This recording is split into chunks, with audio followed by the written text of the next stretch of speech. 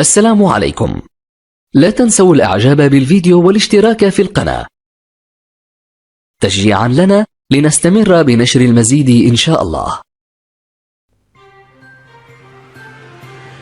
في بيان رسمي أصدره مجلس قضاء الجزائر العاصمة، تم نفي الأخبار المتداولة على بعض منصات التواصل الاجتماعي التي تحدثت عن وفاة سائق الحافلة المتسببة في حادث سقوط بحافلة بوادي الحراش.